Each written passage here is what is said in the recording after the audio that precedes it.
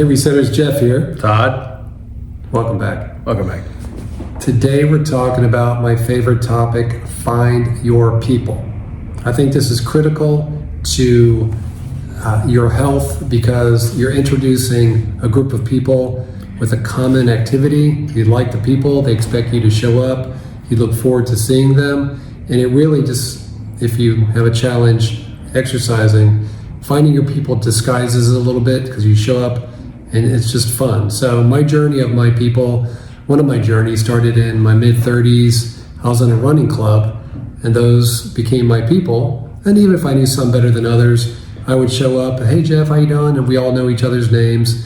And we'd go off and we'd run. As a run club, we'd come back, Irish pub, have some beers. Then that turned into triathlons, Spartan races, Tough Mudders, all with the same group of people, core people. Then some other people came and went. But the people that I hung out with, we just kept elevating our game because it's like, hey, I know we're doing 3 miles at this running club. How about 5 miles? Oh, how about let's do 7 miles? And shortly thereafter, we're doing half marathons, full marathons. So that journey can take you into other bubbles of other people. So when I was at the running club, I was at, a friend was there at the pub, and it's like, oh, who are all these people that are with you? It's like, oh, these are my karate people. I'm like, you do karate? So I started talking to these people, and they're so nice. And I said, do you mind if I come train with you guys? And they're like, no. So I showed up the next day. I'm like 35 years old, never done martial arts at all as a kid. And I found the art, the exercise, the sweat, the breathing, the punching, the kicking, the sweeping, and the people just made it so interesting. And the body knowledge was so vast, all the things to learn. So fast forward 62 years with maybe exception of a year or two, nonstop from age 35 to 62. I still do it 3 days a week now. I teach a class, my sensei teaches 2 other classes. It is so cool to find my people.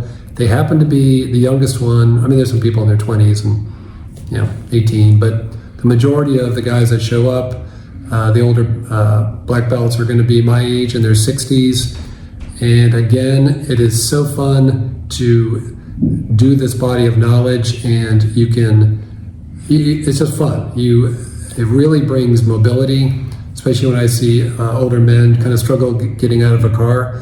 I don't see why the older men can't kick people in the head, move around, just get that mobility. And again, this isn't sparring. We tend to break fingers and toes, so you can spar lightly, or you have a bag, punch a bag with the mitts, move around, ducking.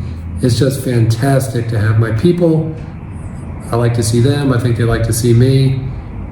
And it's been a consistent health motivator for me for years. And you need that. And here's a good example, right? So I'd mentioned being certified in personal training, weight management, kinesiology, all that. And you see New Year's Day or whatever it is, okay, my New Year's resolution, I'm going to lose weight, I'm going to get in shape, right? And what they don't know is that they go for a long walk, or they go for a jog, or they go to the gym, and and then they're on the treadmill for 30 minutes, and they're like, I hate this, right? It's not fun, right? Well, guess what? The first 15 minutes on the treadmill didn't even count because you have what's called fight or flight. So you're trying to do this stuff by yourself, but fight or flight says the first 15 minutes of exercise does not count because you have that stored energy. Well, you're 30 minutes on the treadmill, only 15 minutes counted, it's no fun. So if you're doing it by yourself, you can do it if you know exactly what to do. And we can teach you how to do that. We know all this stuff, but it's better to find your people, right? So it's better to find an activity, whether it's going to be your pickleball or, golf doesn't count because you're not breathing hard, right? And you can walk, but unless your hands-on knees tired, you're not really doing anything. You're just not. I'm sorry. You're wasting your time. So there's things that we'll talk about that'll help you. But if you're going to find people you want to swim with, or go to the gym, or whatever it is, but you got to find something that motivates you. And I'll give you a good example. I have a killer home gym. My home gym, I have a squat rack, I have everything I need, and I do love it, right? And certain days when I can't really go anywhere else, I turn the jams on and I get a great workout. I've been a member of my country club for almost 29 years, and it's a great country club. It's got a great gym, but I go up there in the morning and there's there's 3 guys in there, and they're all like looking at me sideways. How you doing, Dad? You know, it's like they're 85 years old and they're on the treadmill moving. I'm not motivated by that. So my oldest son told me about another gym down by him where all the young guys go, right? So it's this Gold's Gym in this, you know, great part of town. I get up early, I drive all the way across town. My office isn't far from there, so it works.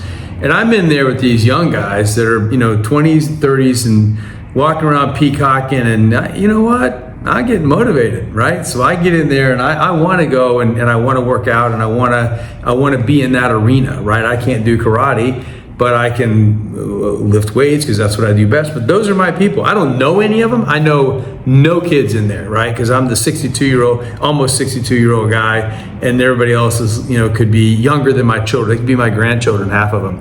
But they're my people because they motivate me. So the part of finding your people is relationship, motivation, right? Jeff's got relationships, but he's also motivated to go in there and show what he can do and how he's improved and how good he still is at his age. So, you know what? We've all got egos. That's what, you know, that's what got us where we are today. Let's ride that horse, right? Let's take our ego to some place where we can start to leverage it and benefit from it, you know, health-wise.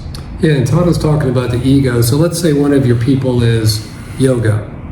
And I throw it out there. I know it's like, oh, yoga's good for you. You know, it's not I wouldn't stereotype things as like, oh, it's hippie trippy, it's only for women.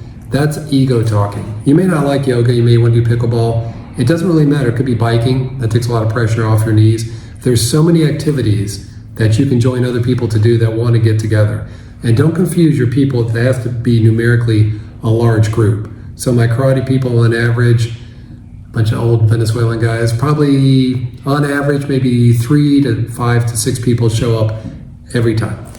So one thing my sensei taught me is no matter how many people show up, you either teach or you participate. It doesn't matter if there's 80 people there or 2. So if you happen to choose, let's say yoga, you're not going to be very good at the beginning. Let that ego go and see if you like the exercise, who's there.